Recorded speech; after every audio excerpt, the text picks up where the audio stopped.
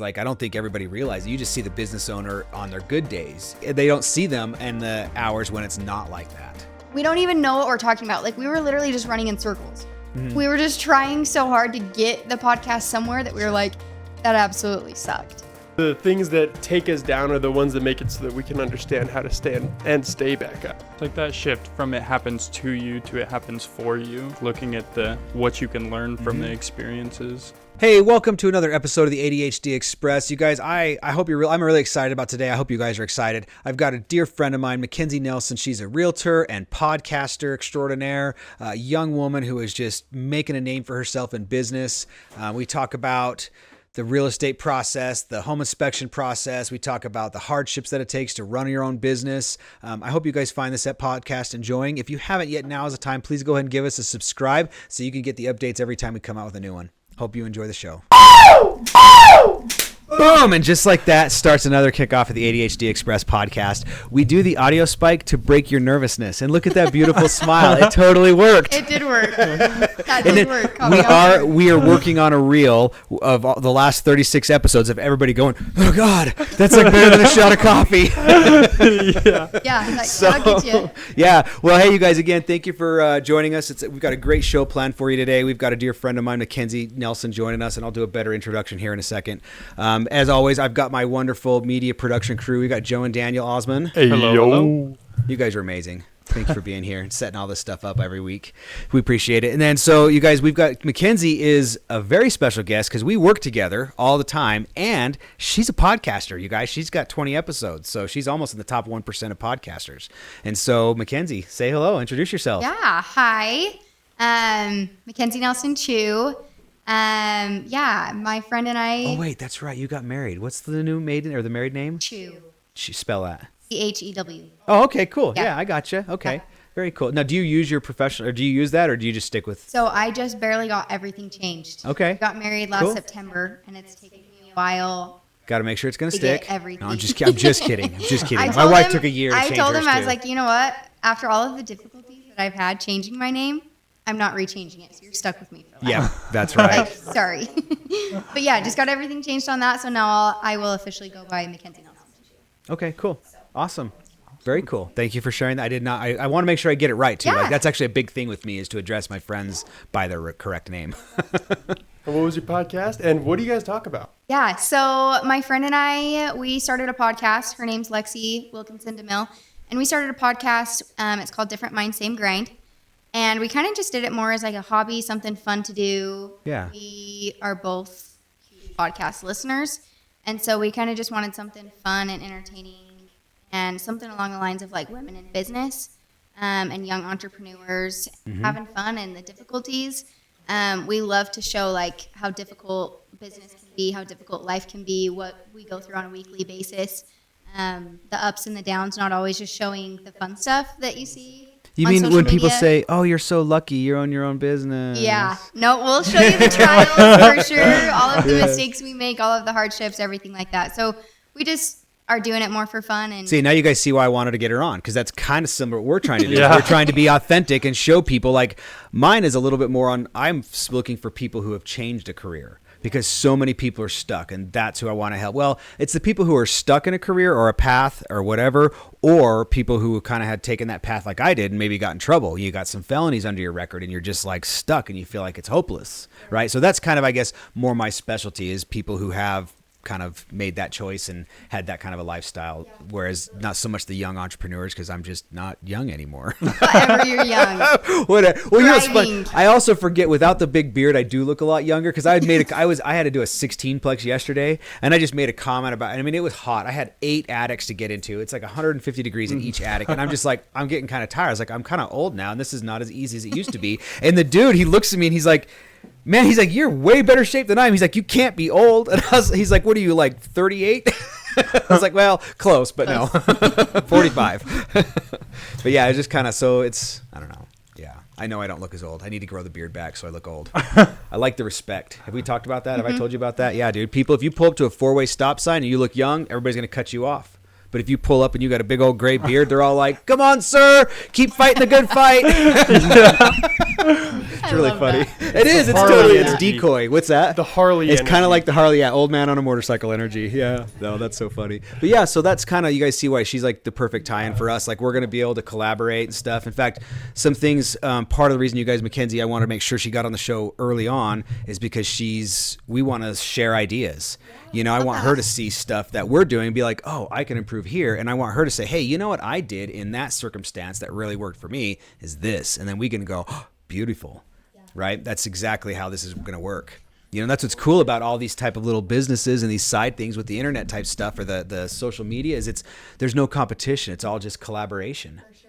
You know, is the business ran off of the podcast, or do you do something else with it, or talking about business and owning business? So I sell real estate, and that's how we the home inspector, right? All the time. Yeah. So that's kind of where we got started with it. Is she does her own thing. She works a full-time job. I work. You know, she's got multiple investments. They bought multiple homes from me, and so it's kind of just been one of those things where, throughout everything that we've done, we're like, why don't we just bring this to the table and let everyone hear what we do? And we always have people that will reach out on social media, especially to Lexi, where she's done so much investing, and be like, how did you do that? And what can I do? And how can I be able to get there?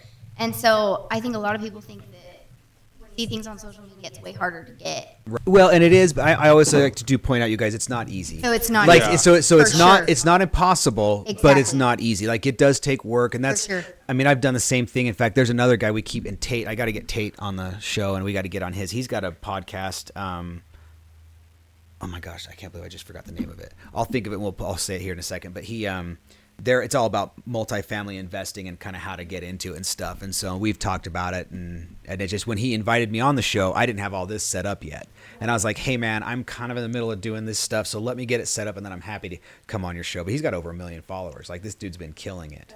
And so, but people love that. They need that. They need to hear this stuff. They're like, people are like, oh, how'd you get a 46 plex? And you're like, well, I started with a crappy $50,000 meth house. Yep, exactly. that I flipped. And I was there till 2:00 in the morning every night doing it myself. Yep, the remodels, everything. Yeah, it starts like that. And eventually, like, now I don't do it myself. Now I just have a crew that does it all for me. So it's a little different. And like, and then you look at that, but you're also, that's what, probably 10 years of flipping and investing, going from single family to duplexes to 12 plexes to 24 plexes to 36, then to 46. I mean, it's just like a massive scaling enterprise. Yeah. Nothing in life that is worth it, though, is ever easy. Dude. That's the most important thing that I think everyone forgets. I mean, probably from where you started to where you are now, there's been a billion changes and a billion things that were way harder than you ever thought they would be. Absolutely. Yep, I can agree with you more. For sure. Hey, I'm looking up Tate's podcast. I feel really bad that I forgot the name of it, and I feel like I really need to mention it. I know. Well, it's a cool show. I watch it all the time, and I think that you would honestly really like it, because I mean, it's right up our alley. So what kind of stuff? How do you guys find stuff to talk about in your podcast? We try to have a lot of guest speakers on, and then we also have an Instagram, so we're able to just kind of throw ideas out there, and then we'll do like a poll and see what people want to hear the most and everything like that. Oh, I love that. I love that. Have you had any awesome questions that you just absolutely... You don't have to say yes. No, I was going to say, we've had awesome feedback, and people be like, we want to hear more about this. Right now, we're on a season break. So we had our first season, and we had a whole bunch of guest speakers on there. And then right now, we're gearing up for guest speakers for our second season. So we're just trying to make it even better than the first one. Oh, that's the way to be. So, always improving, right? Yeah, constantly. So by the way, it is the Apartment Gurus podcast with Tate Seamer. So for those of you guys who haven't checked that out right now. Tate, you're the man. He's awesome. We actually go way back. He knew me back in my spice dealing days. Which, can I just say, Were you one of the people who worked with me for years and had no idea? I had no clue. When you told me at our inspection a few weeks ago, I was like, I remember like you briefly talking about it here and there, but I didn't hear the full down until you had told me, and I was I was like, there's no way. Like, I would have never have. Yeah. So people don't realize, like, yeah. So in my professional world, like as the home inspector, like I'm all business. I'm all in. I'm 100% committed, and I'm like vegan. That's why everybody works with me. Is it's just like, no, it's perfect, you know. And so I usually just don't share that vegan? stuff. Did you say vegan? No. What did I say? I did not say vegan. You didn't say vegan. I just thought you said vegan, and my brain just went all the way over there. My bad. Negative. ADHD. Yeah, no, definitely. I had sausage and bacon and eggs for breakfast. Definitely not a vegan. In fact, I think I have that for breakfast every single day. And that's not a joke. I really, really do. We can talk about nutrition and diet later, but everybody's like, you're lucky you're skinny. At 45, it is not luck. This is very intentional. It is. Like if you watch, I mean, I'm up at 5:30 every day doing my exercises every day, 7 days a week. So I don't take a day off. So that's, you know, and actually part of that, just for what everybody, so I have learned that from all the old people that I've done home inspections for, because there's kind of like there's like the two kinds of old, well, three kinds of the old folks. You got the old folks who have some seriously gnarly stuff going on, and there's nothing they can do. Then there's the old folks who don't really have anything going on, but a lot of these people just retire and just sit down and never get up again, and they create their own problems. And then there's these old people who are like, no, don't ever sit down. Don't let the old man in. Keep going. Don't ever stop. And like, those are the people who I'm meeting, 80-year-olds who are buying houses that are 3 levels, and they garden and run their tiller, and like they move like we do. Yeah. Like they're not. And so, I mean, I've just like, as I've seen those people and I've talked to them, because I'm fascinated. And that's a cool thing about the real estate world, is you meet so many different people, and you kind of get, it's intimate. I mean, this is their biggest investment of their life. So we are intimately speaking with these people and communicating, and they'll share their stories with you. And that's how you know, you're like, dude, I want to be like that. I want to be in my 70s and still squatting on the ground, playing with my grandkids. I want to be in my garden, in my hot rod, doing stuff, not just, I barely move, you know, waddle around. Yeah. You know, my dad did that. He retired and then just sat on his ass, and the highlight of his world was where he was going to go out to eat next. That was it. And I'm like, again, if that's cool, like that's your thing, like that's fine, I guess, but I don't know. I couldn't do that. I couldn't either. I feel like I just would start pacing. Just walking around the room, going around. I can't sit down for too long. No. I just start dancing too much. Yeah, it's valid. You're like 3 of the most ADD dudes on earth. I think DJ's got it the most under control. Yeah. But if we start wigging out, he can't control it. If you throw another ADHD person right here, he's screwed. He's screwed. His We all go. fails. Yeah. So episode, is it 11 or 12 with Paul? I think it's 12. 12, I think. So episode 12 is going to be awesome. He is as bad, if not worse, than all of us. And like, we had so much fun making that podcast, but it was the most unproductive thing. We tried to do the online ADHD, like, do you have ADHD test? It was like 16 questions. 16 questions. How many did we get through? 7? 8? We got through all of them, but it took us an hour and a half. I think it was 8. We were at 55 minutes with 8. Yeah, it was awful. It's so funny. Yeah, but it's good times. So that's kind of, you know, a little bit of a struggle. It felt like a little bit of a personal attack, though. Have you ever read those questions? Yeah, it did feel like a personal attack. It was pretty. As soon as the very first question, I was like, "Wait, never mind. I don't think I want to do this anymore." It was like, one of those, GG. yeah. So, and you haven't really struggled with that. You're kind of like on top of stuff, aren't you? Yeah, that's cool. If anything, I'm way too OCD. Yeah, Way. just on top of it. Yeah. Well, and that kind of shows, right? Your real estate career started super young, but you were just kind of successful. Yeah. So, and a lot of folks kind of struggle. Dude, have you noticed that? Like, there is a personality. And I always feel bad when I meet somebody who's like, "Oh, I just got my license," and you're like talking to them for 5 minutes, and you're like, "I don't know how to tell you this." Like, you're not gonna make it. It takes a lot of you. hard work and Yeah. a lot of patience and a lot of time. And there's effort. a personality that has to be there. Yeah. Like, it just has to be there. I was gonna So- say I was pretty. I wouldn't say super shy, but this job definitely brings you out, and you got to mingle more. Yeah. You got to shoot the shit, right? Yeah. Well, it is. And it's just like we talk about being authentic and kind of talk about some of the hardships that we've had to face to get where we're at, right? Like, that's kind of, I think, what is really important about talking about the business stuff is like, I don't think everybody realizes. You just see the business owner on their good days. You notice them when they're manic and they're like, "Yeah, everything's awesome." Yep. Right? Like, they don't see them in the hours when it's not like that. I was gonna say I actually had somebody reach out to me because if you follow me on Instagram, I'm always posting like under contract, just sold, pending, new listing. And I had a lot of people be like, "Okay, so what goes into your just sold?" like, can you tell us, like, in your description, instead of saying just sold, like, why don't you tell us what happened in that transaction? Yeah. And I loved that feedback because I was like, it's so true. People Yeah. don't see, like, hey, you know, we had the appraisal fail, we had the inspection go wrong, like, we had to ask for this and this and this. Like, a lot of people don't see that. They just see Right. the, hey, just listed and hey, just sold. Right. And so that's been super fun that I've been trying to really do is go I like that back too. That's really cool. and be like, hey, you know, we got it under contract for this. We negotiated this. We got these repairs taken care of. It closed in 8 days, or, you know, funded and recorded in 45. Or, hey, we have one right now that is taken how many months since we Oh got them God, under Wellsville. contract? Yeah. I the mean, Rix's house. It's Dang. We've been under contract for probably 3 months now. Yeah, because we inspected it a month ago at least.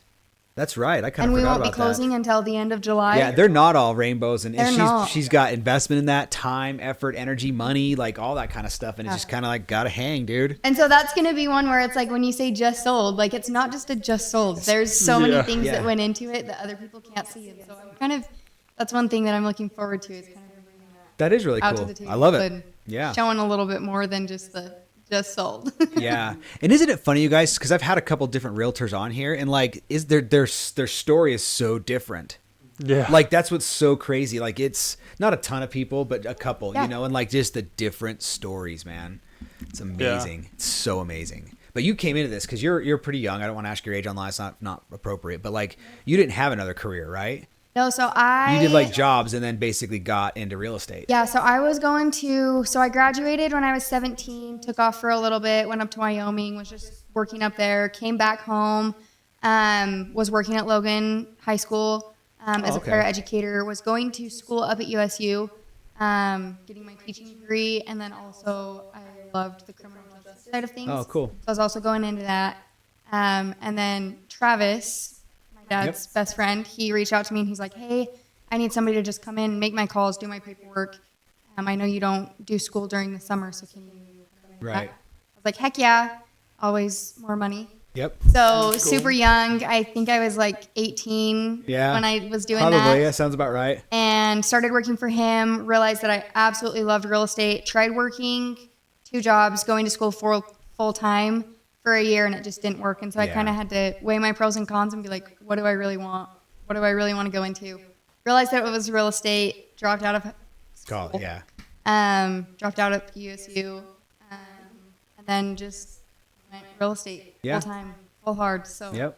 it's been a blast. I've been doing it. It's actually 5 years in July. And 5 years seems to be like that cutoff. It seems like if people can make it 5 years, then it kind of just seems like they're kind of vested. I don't like to use that term, but it just seems like they do business from then on. That's kind of what I was always told is if you can make it past the 5-year mark, you're like you can You'll be make a it realtor, through anything. Right. And so it's been one of those things where it's like, oh, I didn't even realize 5 years was here until I Well, was you also came in 5 years that were just hopping like crazy. Yeah. crazy. Everyone's still been like, you have yet to experience what a real market looks like. And I'm like, well, Dude, I've been around. here I've been for around everything. since 09, and I'm sorry. There has been It's just every year. It's just weird. So like, I don't know that there is a normal market anymore. The world's changed too much. Like, Yeah. I don't know what's. yeah, it's been different. I feel like every year there comes different trials and more things that we have to jump through. Yup. And How has this year been for you? this year's been a little bit slower than it has the past few years, but it's also been a learning experience for sure. I've had way more deals that have taken a longer amount of time or have just been more Difficult, complex. difficult. You've Yeah. got to work harder for it. It's not Yeah. when I first started. I mean, It was just make deals. Yeah. Yeah. It really was. You could say that. It's fine. Yeah. Everybody around here you knows. could really just sell anything, and now it's like, I mean, I shouldn't say that because you did have multiple offers, and it was Some of that stuff with you were- waiving inspection fees Yeah, and the you were battling different things, and now in this market, it's kind of just like, hang on. Yeah. So it's a different market, but it's also way more learning, which I love. I don't like transactions to be. I mean, I love transactions to be simple, but Yeah. where's the fun in that? Like, Well, no, and it's funny to hear that said. That's honestly part of why this exists. is like, and you don't think of it, like I've done so many home inspections that like it kind of anymore, it's hard to find something new. And that encompasses a raccoon attacking you in an attic or a badger in a crawl space. Like that shit has all happened to me. And so like, I'm kind of just like anymore. Right. I don't even get freaked out anymore. Right. People are like big old swarm of wasps and I'm just, I get those suckers right out. I don't even care. I just don't. It's been too long. That's so awesome. Kind of, but also kind of like, ugh. Right. Yeah. Like that crawl space at the house we were just talking about. It's so grody. And they're like, you're just going to go in there? I'm like, well, yeah. They're like, you have shorts on. You're like, yeah, I know. Here we go. Yeah. Yeah. I have coveralls. It's so much time, effort to put them on that I'm just like, I just don't. I know, right? Yeah. It's so funny. So get this. You haven't heard this one, so this is awesome. Because I do like some national due diligence consulting right on big multifamilies. So I have an investor guy who's zipping in his private plane to pick me up on Tuesday at 5 a.m, fly me up to Montana to look at a 50-plex You for were telling me about this. and then flying me home in his private plane. That is so awesome. So yeah, that's next week. So I'm going to make a cool video. I'm going to take you guys all along with me. You guys can go check it out. It's just it's exciting. I'm like, okay, that's cool. Like that's fun. That's a different day. That's not your average day. So that one's kind of exciting. And then I said, I got to go do a cool 16-plex yesterday for a guy. He's a chocolatier in Belgium and is buying all sorts of multifamily stuff here and has decided he really likes how I do my reports. And so I've done all these multifamily. Every time he buys a new one, I get to go spend a day or two inspecting on one. Yeah, pretty cool, actually. Chocolate tour. Yeah, he owns like these chocolate businesses. Yeah, for real. Yeah. Like, yes, Belgium chocolate. Yeah, I know his name. I don't know his business or anything like that. I'm just the inspector, but like. Chocolate Factory, Willy Wonka. I don't know. Honestly, he might be interested enough. We need to get so we can do the virtual podcasts so we can start having these people that I interact with. Because most of them are cool to be like, yeah, dude, I'll come on. It's just we got to be able to get the virtual thing working right. Yeah. So anyways, I probably will because he's just a neat guy. He loves my bit, loves what I do. So I'm, he just always hires me. So in fact, his reports, we always call it like the chocolate house or the cocoa house, or that's what I title his reports as for him. Well, that's what they, Next on the next guy. one, can you please do Charlie the Chocolate Factory? Is that the house? name? Yeah, I totally can. Yes, I can. It's really funny. Willy Wonka. I'm just gonna call it the Wonka house. I'm just gonna call it the Wonka house. I love that's actually, and I bet you he'll appreciate that. That's hilarious. So. Yeah. Do you guys know about the first Willy Wonka guy? Like the reason why he came Gene out Wilder? the way that he did? Or no? Yeah, Jodie Foster. No, Gene Wilder. Jane Wilder. Gene. Gene. I messed it up 3 times. I'm sorry. Sorry, okay. Internet. I know. He's a beloved sweetheart. But he is a beloved sweetheart. you know when he rolls out at the very beginning? Yeah. And he comes out with a cane and then it sticks in the ground. Did you know that wasn't originally part of the script? No, did he screw up and he just rolled with it? No, actually, it's even crazier. He told the director that he would not do the film unless when he first came out, he came out with a limp and then proceeded to roll and jump in front of the children. Because then everyone would know, nobody would know when he was being honest or dishonest throughout the entire film. Interesting. I had no clue about that till I learned it recently. I was like, dang, he's thinking like 4 blocks ahead. He is like thinking like 4 blocks ahead. That's awesome. Yeah. Well, I mean, again, it's kind of the same principle as our audio spike. Get everybody off. Wait, what's going on here? How did it happen? Did you ever work with Lance Williams? Did you know Lance? Yeah, when Mortgage. he was doing mortgages. Yeah. I think I did 1 or 2 deals with him. Yeah. So we had him on here because he's an artist and he's doing some cool stuff. And like his response was the bet. When Joe did that, he just goes...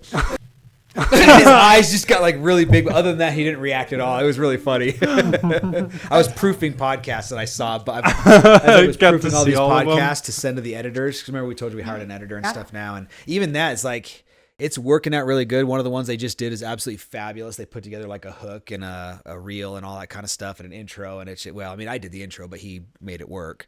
It's just so crazy. But what we did is we bought the DaVinci Pro, and then we got one of those speed editing dashboards. And so we actually have my 16-year-old daughter. We are training how to do editing. And so we're because it's that thing like we're all trying to come up with a business idea, right? And the biggest thing is solve a need. Well, I have called so many people trying to find editing, and that is a need. That is a need. Podcast editing, multicams, all this kind of stuff. Nobody wants to do it. And so it's just like, I'm like, Haley, like this is, I mean, she's 16 years old. I'm starting her at 15. But like, I guarantee you by probably the end of the summer, she'll probably be up to 20 or 25 if she's really puts her time into it. And that's still like, that's cheap for all of us who need that service. But for a 16-year-old kid, like that's killer money. And so that's kind of what our goal is getting her editing. And like I said, I honestly hope that you'll be able to submit your, and she'll be able to edit yours. And like my other buddy, so did you ever know Brent Harding? So Brent is a local firefighter. He owns that Rescue One Studios and Screen 33 up in North Logan. It's an event space with a 33-foot screen. Yeah. So he also has a podcast. His is not for the public. It's just he wants it just for firefighters, like mental health, that kind of thing. But his is the same thing because it's funny. We were all talking about it, right? And he's like, yeah. He's like, we got about 22 filmed and we got about 5 released. He's like, yeah, editing is it's what gets you on all of them. And so that's why I'm like, okay, this is like a real need. And I'm like, and if we can get Haley good at this, like, to be honest, like, dude, there's so much work out there. There is so much work out there for her. Yeah. And so I'm super stoked about it. So that's why we've got all the stuff. It's all sitting inside. We're just kind of ready to hook it up. In fact, that's probably after this, the mad genius here is going to have to go inside there and work his magic. That'll be so awesome. So yeah, so we're super excited about it. And I was actually really excited to tell you about that because I know you just seems like you just kind of lost your editor, I think. Yeah, we've been kind of trying to find ones that it's kind of hard because when we send them one, we want to give them as much time as possible. But it's also like they have another life that they have to live too. Right. But it's also like, we're kind of hiring you for you to do a job. So it's kind of hard to try and balance out everybody's. Well, so we found an actual video production company out of Canada. I think I told you that. Yeah, you did. And he's offering us a pretty decent rate, but still, that last podcast wasn't it 9 hours? Yeah. 9 hours of editing time. It's so crazy, right? So like there's just no way to get around that. Right. Like it just kind of is what it is. And so, you know, and I'm really happy, but it's expensive. And then we found another guy at growyourshow.com, I think was Adam Adams, right? It was growyourshow.com. And he's for a videoed podcast, he's $315 to edit you every episode. But he also gives you your hour long, your long format. And then he also clips that thing up and gives you 15 or 20 reels out of it that you can use to market. Awesome. And I think that 315 actually has him scheduling the launch of all those reels. Oh, nice. But we've all found out that there's just apps that they're doing that with, right? So they do the editing, then they're just running the long format through Opus Clip, and then it kicks you out your reels. And then there's another app that you're finding out that you could just schedule it all on, so then it starts launching it to all your social media platforms. Well, it's built into Opus Clip now. Oh, is it? Yeah. So that's kind of that's kind of what we're at now. Is now that we've kind of getting our podcast done, well, we should be able to do 10 posts a day across all 5 platforms. And so that's kind of like our next probably month is we'll have that figured out and scheduled and launched, and then it's just a matter of growing. Yeah. But yeah, so it's kind of cool. It's crazy to see it all come. So, and you guys, this is kind of fun. So we're talking about this because as I told you guys, this is kind of like a vlog of how you're starting these businesses. Like you are seeing us figuring this out real time, you know, like some of it we've had, because again, full-time jobs, we've got other things, you know, we probably could have done this in 2.5 months if we could focus on it full time. But you just can't. We all have all this other stuff going on. These guys are trying to build their media business where they're doing videos for other companies. And so it's just kind of, I mean, just even storing all your data, like, I mean, all those things. We've got drives everywhere that are all full and maxed out. And you're like, dude, like, because you got to have backups and redundancies. And we're still finding stuff trashed and failed. Yep. Like, you go through and you're like, oh, I got the first 15 minutes of this podcast. And then it's gone. It's gone. Can't recover it. I just found that on Aaron Hills. Yeah, Aaron, if you're watching this, yep, we got to redo yours. My side's gone. We got him and you. Yep. Yeah, there's a lot of pieces that go into it. It's given me a real respect for all the folks out there who are creating social media and creating videos and stuff like that. Like it is, everybody's like, oh, you just take a video. Nope. It's not how it is. Yeah. It's not how it is. There's so many things that go into it. Yeah. Like we went on this St. George adventure tour thing and we have 600 gigabytes of video. Like how do you, and then we've got a guy, Brant, I don't think he's probably not watching, he's planning his world trip, but like, he's like, hey you guys, let me get that video. And it's just like, how in the hell do you transfer 600 gigabytes of data? Yeah. I'll tell you. So here, for those of you who are at home going like, I want to do this too and I want to figure it out, you have your person go on to Amazon and buy you a terabyte hard drive and just ship it to you. There you go. And then you load all the data on it and then mail them their hard drive. There you go. That's how you do that. Yeah. That's the easiest That's awesome. way. Yeah. At the end of the day. At the end of the day, that is the easiest way. What was the That's biggest awesome. surprise for you in creating content and generating it? Oh boy. I think for us it was more just coming up with, like, you think of all these great things and then when you're putting it together, It's hard. I'm not going to speak for Lexi, but I'll speak for myself. I'm a very nitpicky person. So actually running it back, we filmed 6 episodes. I think it was 6 or 8 episodes. And we just did it at her house and we filmed 6 episodes that we thought were killer from like a whole just weekend span of just doing stuff. And we get them over to the editor and we look back and we're like, we hate those. Yeah. We look like crap. We sound like crap. Like, we don't even know what we're talking about. Like, we were literally just running in circles. We were just trying so hard to get the podcast somewhere that we were Sure. like, that absolutely sucked. And so we trashed all 6 episodes and we restarted because we're just like, we don't just want to throw stuff out there that's like, we don't Sure. even remember what we were talking about in the conversation. So it's kind of been fun but I would say that's also something that's difficult too, is coming up with things to talk about, keeping the conversations going, and then looking back at it and not nitpicking every little thing, because that's something I have such a hard time with. Yeah. Is Yeah. I'll look back at my video and I'm Yeah. like, why did I do that? Why did I do that? Why did I say that? I say the word like about 1,000,000 times and I don't notice it until I go back and I re-listen, and then it's like There's a couple of speech programs I can probably introduce you to that teach you how to not do that. Please, So- because I swear They I call- don't even realize it until I'm re-listening and I'm like, man, people should hate me. So here's another really funny one for everybody who's listening. So my parents were, and Mom, I love you. I know you're going to see this too, and I love you dearly. But so my parents had a few years when they were very confused as far as to which religion we were. And so they kind of experimented with a lot. And at some point in time, we were with the Jehovah's Witnesses. Now, I personally now am against pretty much any form of organized religion. I'm just not into, because you could just see the touch of man all over them, and they've just perverted and ruined something that was beautiful and pure. I digress. That's not neither here nor there. But say what you will about the Jehovah's Witnesses, but one of the things that they require is they have what they call their theocratic ministry school, right? So once a week you go before there, and like, so depending on your age and your experience level, they give you like a 5-minute talk. Okay, you get Psalms chapter 56 verses here to here, and you're gonna research all of that. Who is it talking about? What was going on? And then you're gonna give a 5-minute talk in front of the congregation, and then they're gonna have 3 or 4 elders sit up there, and they are gonna critique you On how you did. But basically they're teaching you how to speak in front of people. So I personally thought that stuff was wicked cool, and I actually got when I was like 14, I actually got to give a talk at the D Event Center, which is the sports arena down in Ogden for the Weber State University. I got to give a talk in front of 5,000 Jehovah's Witnesses when I was 14 years old. I got to do that theocratic ministry school there. And so like that was, and they call those word whiskers, right? And they keep telling, and the thing that you learn is so many people, we all get nervous speaking. It just kind of is, right? The people who do it really, really well are usually the most nervous and have put the most time into overcoming it, right? And one of the things that you learn is that instead of throwing in a word whisker like, right? Don't do that. Just pause. Right. You just don't say anything, and that actually is a win.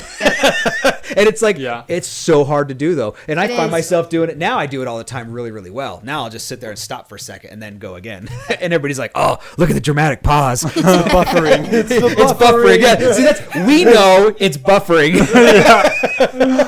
Buffering. But people perceive it as a dramatic pause. Yeah. That's the craziest part that I've seen too, with going through and going back and watching everything, all the likes and the ums, or because I feel you on the nitpicky. I am a nitpicky person.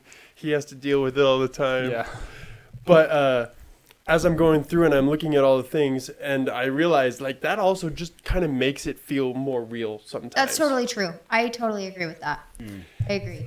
Yeah, it's one of the best parts about a podcast that I've learned, because before I thought Authentic. yeah, it's authentic. Well, not it's real. scripted too. Yeah. Yeah. Because if I was scripting what I would say, there would not be 50,000 likes being thrown at you Yeah. and Yeah. thumbs and so yeah, I agree. The other part is I learned something about pauses that were crazy to me. I learned it a few years back, but it was like, people, when you pause, don't think that you're stupid. No. Never. No, that's what I was. It's Yeah, they always at all. 100% of the time, they actually are more grateful because you paused, because it meant that you were trying to give your best form of communicating how Yep. that went. So now when you Otherwise, hear it's yourself doing that, just pause for a second. And again, we all know you're buffering. But Everybody else does. nobody else does. That's awesome.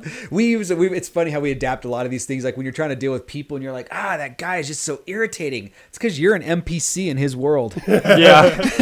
And once you start thinking about that, then you're like, oh yeah, he didn't cut me off because he's a jerk. He cut me off because I'm an NPC. Yeah. Could care less.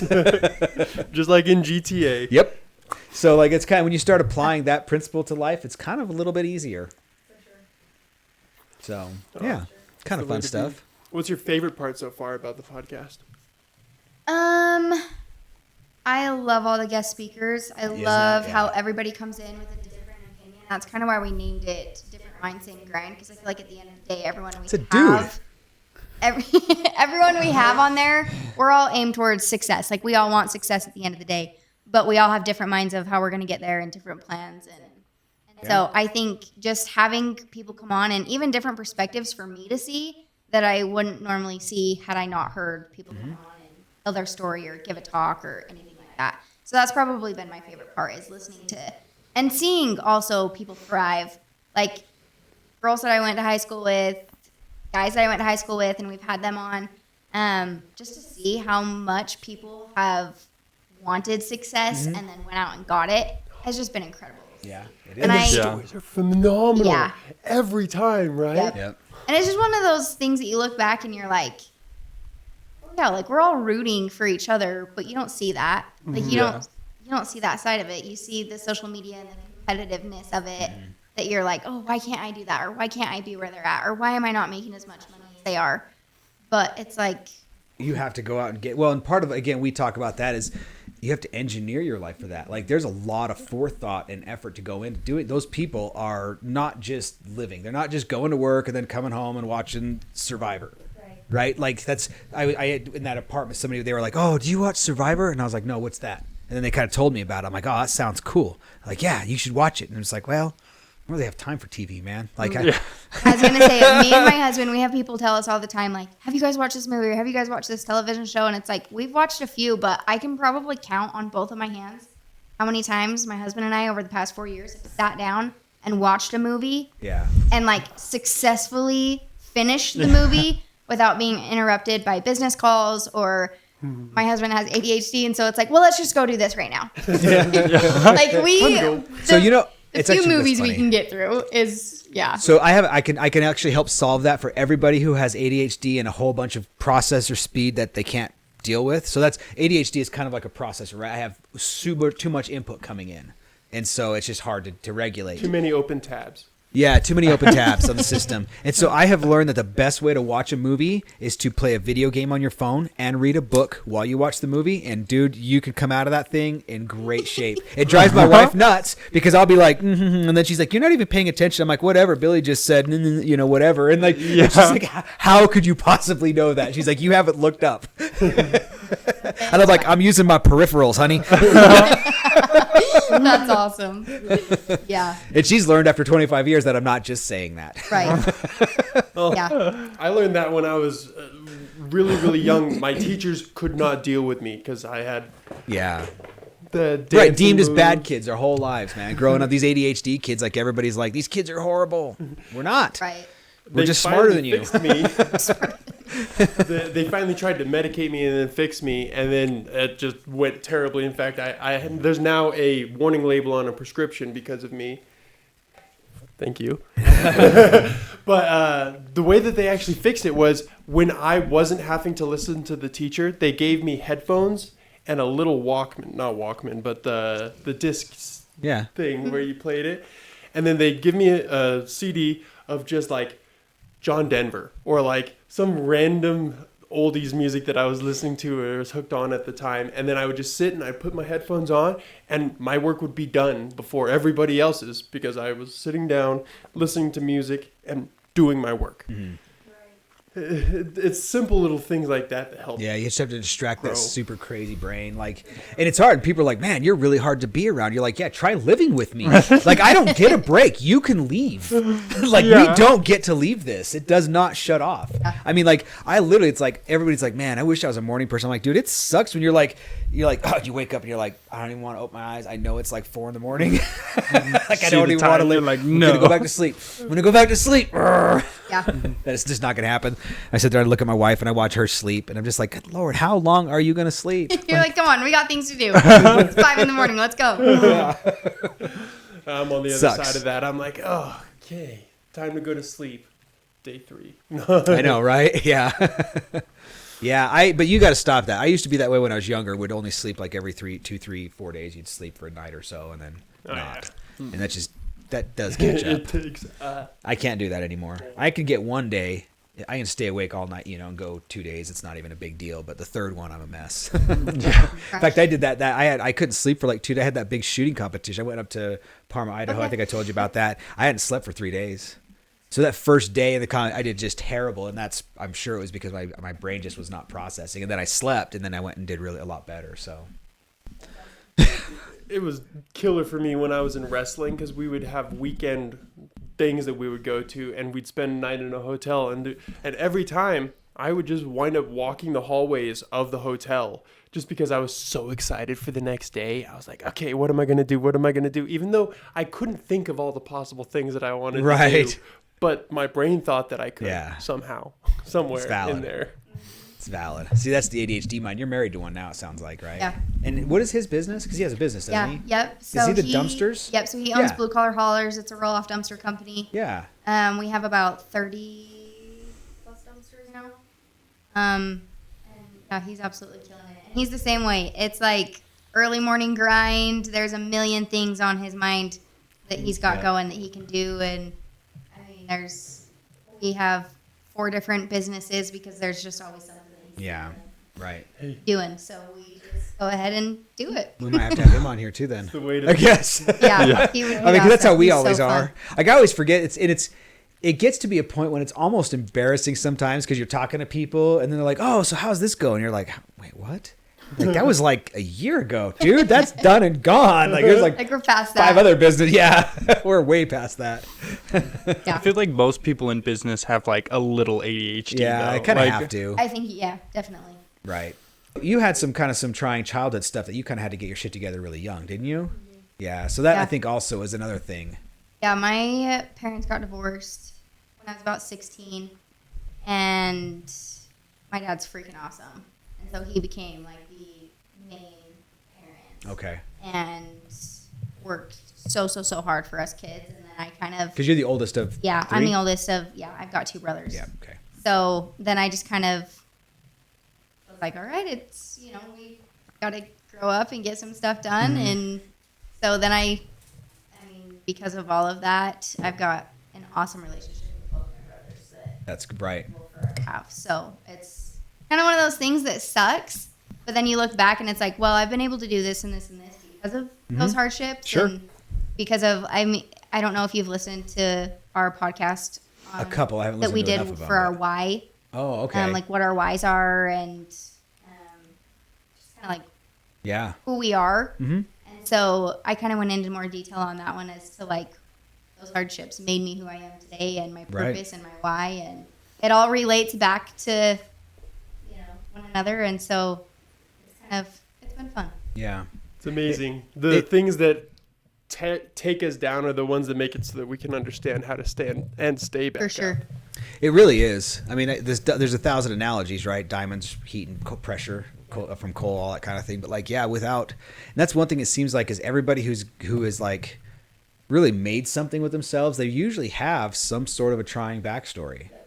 Like it just happens. Like you hear it, and like I guess and you talk about that. The reason that's relevant to talk about is for all the people who are in that horrible time right now. Right. Like this There are is better your things coming. right. Like this is if you can just survive and try to survive well, try to find a way to learn and come through your hard opportunity, dude, you're going to be miles ahead afterwards. I used to always look back, like I used to in that time be like, oh, why me? Like, why am I going through this? I didn't understand it. And now looking back, I'm like, well, this is exactly why I had to learn that the hard way. And then it's like, well, I'm not going to do that in the future, and I'm not going to, that's all changed now. So yeah. One of my favorite stories, it's Jordan Peterson in one of his books. He writes about this woman, and he was her therapist, obviously, and they were sitting and they were talking, and then this woman just described the hardest possible life that Jordan could imagine. Like, one thing after another, everything is against her, like, everything is tearing her down in her everything. And at the very end of it, Jordan he asks her a question, and then she says, well, I just hope that it's my fault. And Jordan was completely taken back by it. And he's like, what do you mean by that? Well, like, if it's my fault, then I can change something about it and fix it. But if it's not my fault, I can't do anything. And that is... Wow. I've never even thought about that perspective of it. That's crazy. It took me aback when I first heard it, because I see it to be so validly true, because there's a million things that we can blame on a million things, right? But at the end of the day, you can't control 99% of those things. You can only control what you do and where you are and what you're doing to improve your life. And when you focus on those things, that is where growth comes from, because then you get yourself out of the situations where it's possible to be in those things. It's like that shift from it happens to you to it happens for you. Yeah. And like looking at what you can learn from the experiences. Well, and I mean, that's honestly true. Like my whole thing of getting busted and SWAT teams and helicopters and jail and all that stuff, like every once in a while you meet someone who's like not going to like you. They're just like, oh, you're a piece of crap and I'll write you off as that. And that's fine. Like those people, you don't need that person in your life anyways. That's probably not a person you want to have around. For the most part though, like people are just like, holy crap. They're blown away by the story. They're blown away by the honesty of sharing the story. They're blown away with the story of like, yeah, then after X number of years, got the felonies dropped, like didn't ever do it, and like, it's just like, whoa, it's impressive. And you don't realize that until you start talking to people and like, yeah, not a lot of folks are able to pull out of that kind of lifestyle or having those hardships. And so that's, again, we need to be here to help those people, right? Like you're going to help people who lost a parent as a young kid. I'm going to help people who went to jail, who got felonies, who got SWAT teams. That sucks. I know. Well, I'll help you get through it, That's where that's where the diamond actually does come from the rough, because the diamond is that piece of information that you have for everyone else. I don't know if you guys followed in the news at all, the Mamos guy. Have you guys heard about that? No. So I saw that they were closing. So he got in an accident and was under the influence of something. Had some illegal stuff with him, and that was maybe last year, and then just recently got another one, like a hit a person, didn't die, but he hit the person in a crosswalk and was inebriated and stuff. And so now, and it just sucks because everybody's like smearing him, but I'm like, you guys know, since Mamos is around, every time there's a disaster, every time there's people he's feeding people, right? He's always had things online. Come here for Christmas, Thanksgiving, we'll get you food. If you're hungry, come, I'll feed your family. Like all that kind of thing. Anytime there was all that, he was just always trying to do right. It's just like kind of what we were talking about. You don't see what's going on behind the entrepreneur's mind. That dude has got demons he's carrying, right? And instead of us as a community turning on that dude who tried to help people as best he could, like we need to be like, okay, let's help this dude overcome these demons. Like I'm going to reach out to him and try to talk to him about, hey man, like I've kind of been there. I've been all over the news. I've been smeared, and had to rebuild and regrow. Right? That was previous to Carlson Home Inspections. And now, I mean, like everybody in our industry knows who I am. Right. So it's like, you can do it. Sure. It's just, you have to you can never screw up again. Like that sucks, dude. You have to get completely sober and you got to stay that way. Mm-hmm. Like now, because you've had two of them, like it's your only shot. Right. It's the only option. You could never be messed up again unless you're out in the middle of the desert. That's just how it is. Because all it takes is one more time and you'll never gain that trust again. Yeah. So like you can screw up a couple times, but gosh, is it hard to get that trust back.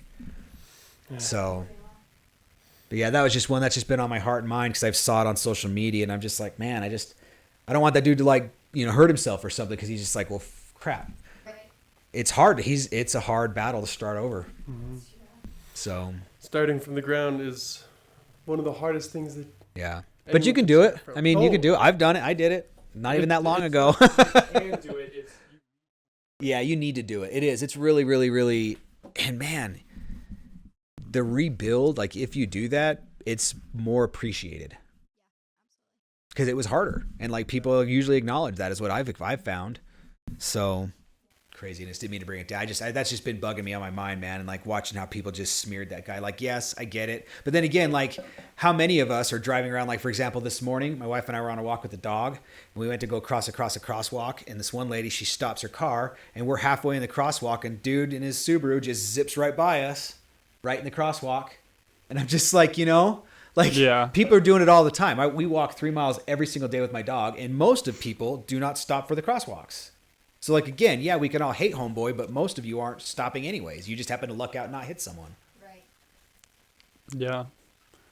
Circumstance. Yep. Circumstance, dude. It happens until you walk a mile in their shoes. Don't judge.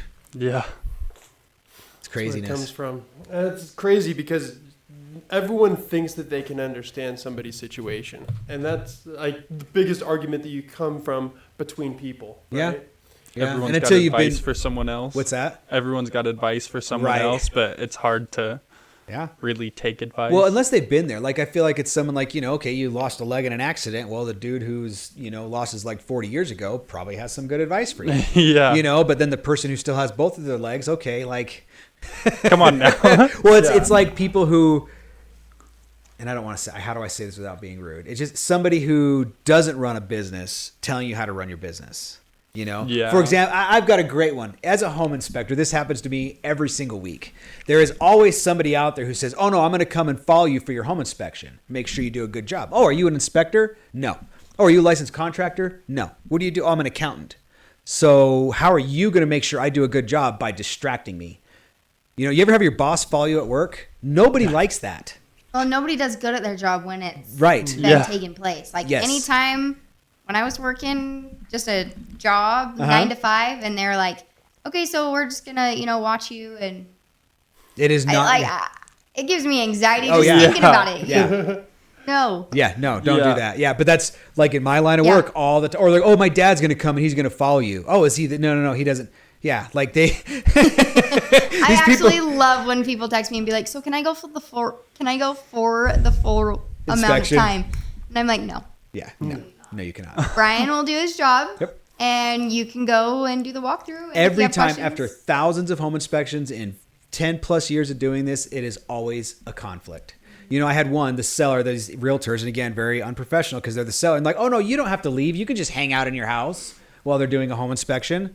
Right. Well, then the person ends up talking to you and like every 2 seconds you're like, oh, I need to take a picture. Well, let me just finish this. You're like, cool, I'll just stand here. And you stand there until they move. And then you take your picture or they walk, you know what I'm saying? Just like, it's like nonstop. And then that same person has the audacity to call their agent and be like, well, that took longer than they said it was going to take. And you're like, yeah, weird when somebody's in my way so I can't get my job done. Yeah. Interesting how that happens. And you made a good point when we were talking about it last time that you could potentially miss things because they're trying to distract you from the things that they don't want you to find. Correct. And that was a big thing is I was like, even when I'm selling things, I want to show how good of an item it is or how good of a thing it is. Yep. And so, but I've never thought about it from that. Like I also might be getting in the way of pointing out things that somebody could be like, well, I don't like it for that reasoning. You know what I mean? Yeah. And so it's like if the seller is sitting there being like, well, this is great and this is great. You're Yeah. like, actually, that's a problem. Yeah. Well, and then they always want to get in my way and like, and I always have to take the explanation as to why it's a piece of crap and why I never bothered to fix it. And it's just like, I don't care. I'm just here to report on what's happening. Right. Just let me report what's happening. Like, and then, or I get the seller who calls me and like, well, I think that's dumb that you called that out. I'm like, well, it doesn't really matter what you think. Like, it's a deficiency that doesn't bother you, but guess what? It might bother the new guy. Sure. Like, they're paying me to pick apart every single thing here. Yeah. It's not an easy way to be because everybody, it's conflict every day. Every single day. On one front or the other. Yeah, it's just every day. I had this one woman, like, they gave me the wrong address, which again, nobody really, my report is like, it's awesome, but it's also like, nobody really sees it. The buyer, the agent, that's it. She has been for a month. She called me once. Well, the address is wrong. I just really need it changed. Okay. Like, I kind of forgot. She called me again and I didn't do it. And then she called like 3 times in a row. And so finally I was like, fine, I'll change the address. But like, it's just kind of funny because like you look at the report, you make your decision, you buy the house. And then other than that, you kind of don't ever touch your report again. Right. So it's just like, it's funny to me that was such a, a stressful thing for her. But that you just don't know. That's the personalities. I've got one person who, I don't know, a bad GFI is a huge deal, which you and I know that, okay, I can get an electrician there for $150. He'll fix it. It's kind of funny to see, like, when we're walking through properties and the clients are like freaking out and me and you have to be like, no. It's okay. Yeah, it's okay. We calm can down. take care of this. It's going to be fine. That's like $100 fix. Yeah. But then something that's like massive, like the roof, they're like, oh, it's fine. it's fine. And I'm like, yeah. the roof is going to cave in on you and you're worried about It's the dumbest thing. Yeah. Some baseboard's not matching or whatever. Exactly. Yeah. It's just, Yep. some people are funny and you just do your best to appease them. That's again, different experiences. Well, I knew a guy who had this leak and it caused all this damage. Like, okay, I get that, but like, that's not a normal thing. It's a very funny industry that we find ourselves in. Yeah. Going into people, and again, when you think about it, I mean, it's huge. It's a big investment, big purchases. I don't know if we talked about it. Forbes magazine did a write-up about like their top 10 most stressful things in your life. And buying and selling a home is like number 3, tied with losing a loved one, like a child or a spouse to death. Yes. Really? According I to did not know Forbes that. magazine, that's how stressful it is. And so like ever since I read that, I try to be like, oh, okay, this is why everybody's like freaking out and losing their minds. Yeah. That totally puts a different perspective on It does, and it helps it kind of process a little. And so I actually try to point that out to people when they're kind of starting to freak out. I'm like, hey, I just want you to know, according to Forbes magazine, this is one of the top 3 most, out of the top 10, this is number 3, the most stressful thing you can deal with. And then when you tell them that, you're kind of acknowledging that, hey, dude, like, you're supposed to feel like that. Yeah. But it's not me. It's not the home inspector. Yeah. Yeah. Or the realtor. So Yeah. that's funny. The joys of the business, right? Yeah. Yeah. But see, and then there's that conflict, that childhood conflict that you had, taught you how to deal with that stuff. Oh, yeah. Really, really well, I bet. Yeah. Definitely. See that, dude? Your whole life story shapes you for what you're going to end up having to go through and deal with, I think. Absolutely. A whole Literally. lot. Everything happens for a reason. I love that saying. I know Yeah. it's like one of those, just like it's one of those other sayings that's like the live, laugh, love. Like you always hear it and you're like, oh yeah, whatever. Whatever. But I'm so in for that one because You have to, sometimes it's a reach. Sometimes you have to try to look for the reason. You know, like there's tragedies that happen and people will be like, okay, well, what's the reason for this happening? And you're like, I don't know. Maybe that person was going to have some horrible illness and die very painfully. And for some reason, they got in a motorcycle crash instead. And it was quick instead of a year of suffering. Yeah, I don't know. I mean, and again, yeah. it's just, It's like that one Will Smith movie. Does anyone remember it? It's the butterfly effect. Butterfly Effect. That's an I old haven't movie. seen that I don't. one. Oh, it's so good because Right, one of my butterfly favorite flaps parts his is wings the- here, and there's a tsunami on the other side of the world. uh, That kind of principle, right? yeah, but they say another thing in there that is one of my favorite. It's the collateral beauty. So like Oh. when something happens, oftentimes like over exaggerating, like a nuke, right? There's a nuke that happens, right? You just see the destruction that happens at the core, but you don't see the beauty that happens outside if you're just focused on the destruction that's there, right? Yeah, the big flower, the cloud, the Right. whatever. Like a break in a window is another good example. A break in the window, right? If you look at it as a broken window where the hole went in, you completely miss the beautiful cracks that are going across that people do in order to create stained glass, right? Or like when And- you get raided by a SWAT team looking at the beautiful orchestration of all the men in their little suits. They all had to get ready and accessorize. All for you. All for me. You can't miss the collateral beauty, I'm telling you. I'm That sorry. was hilarious. That was Collateral Beauty, right? Kind of Collateral Beauty. Technically. Yeah, all those guns and no one got shot. Yeah. Just a little hard to see it sometimes. It's a little hard to see it sometimes. It took me 13 years. That's so funny. Well, you guys, that is an hour-long podcast, you guys. So that's going to probably wrap us up. I think we got to get Makenzie. She's got working to do. She's got to get out of here and go show houses, right?